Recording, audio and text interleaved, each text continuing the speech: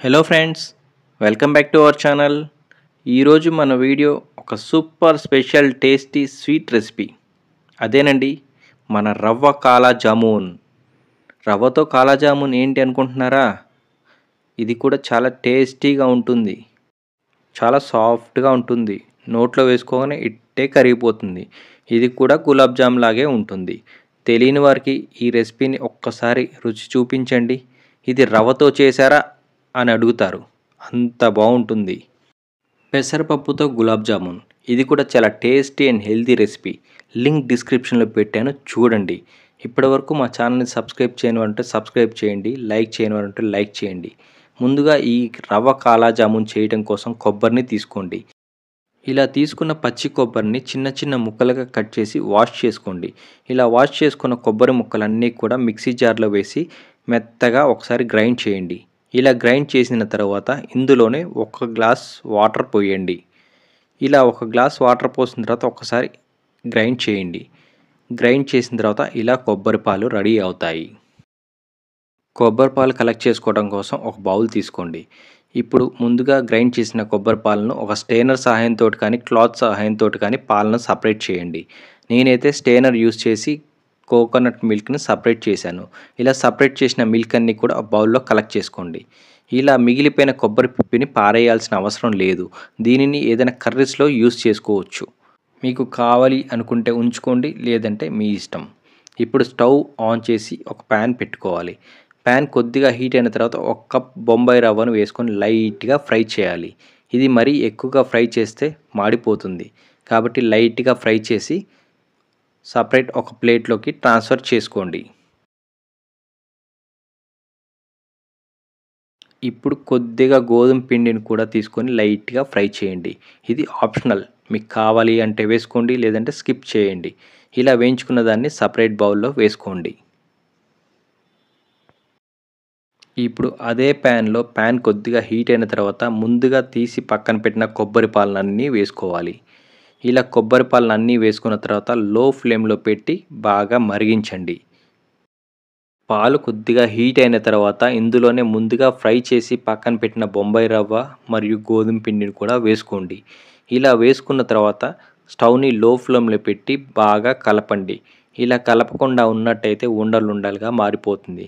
కాబట్టి కలుపుతూనే ఉండండి.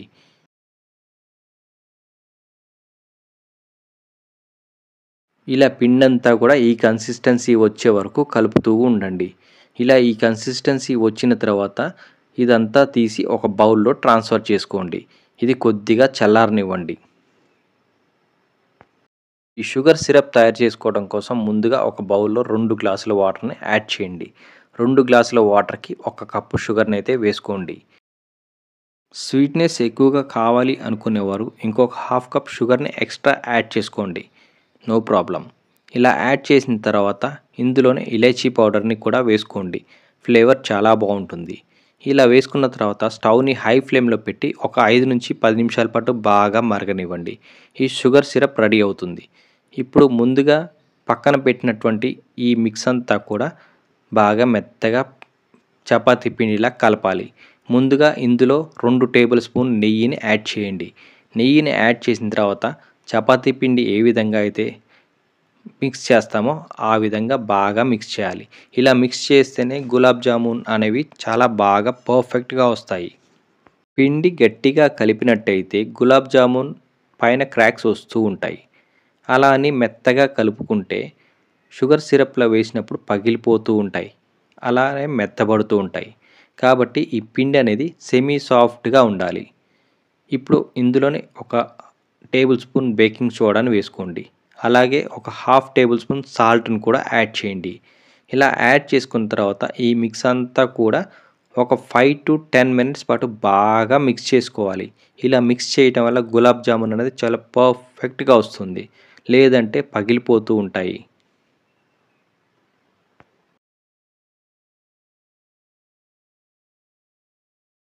పిండి అంతా బాగా మెత్తగా కలుపుకున్న తర్వాత చేతికి నెయ్యి కానీ ఆయిల్ కానీ రాసుకొని నేను చూపిస్తున్న విధంగా చెయ్యండి.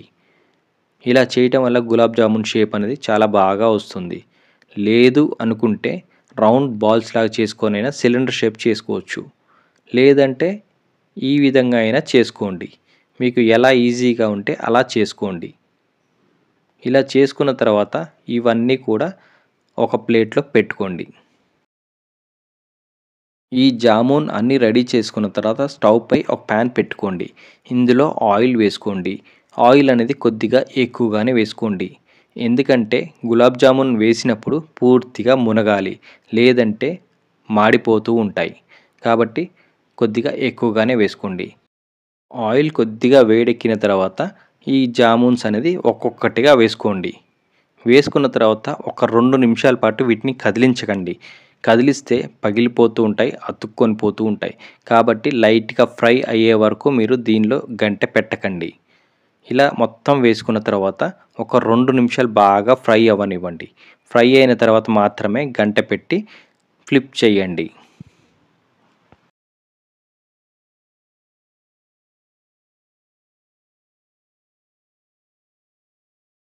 ఇలా గోల్డెన్ బ్రౌన్ కలర్ వచ్చే వరకు ఫ్రై చేసుకోండి. మీకు కొద్దిగా బ్లాక్ షేడ్ కావాలి అనుకుంటే ఇంకా కొద్దిగా ఫ్రై చేసుకోండి. కొద్దిగా ఫ్రై చేయటం వల్ల ఇంకా బ్లాక్ షేడ్ అనేది వస్తుంది. ఇలా గోల్డెన్ బ్రౌన్ కలర్ రాగానే తీసి సపరేట్ బౌల్‌లో వేసుకోండి. మిగిలిన జామున్లు కూడా సెకండ్ సేమ్ ప్రాసెస్‌ని రిపీట్ చేయండి. ఇలా తీసిన జామున్లన్నీ కూడా ఇలా షుగర్ సిరప్‌లో వేసుకోవాలి. ఇలా వేసుకున్న తర్వాత దీనిని 2-3 అవర్స్ పాటు నాననివ్వండి. ఈ షుగర్ సిరప్‌లో నానడం వల్ల కాలా జామున్ అనేది చాలా టేస్టీగా ఉంటుంది.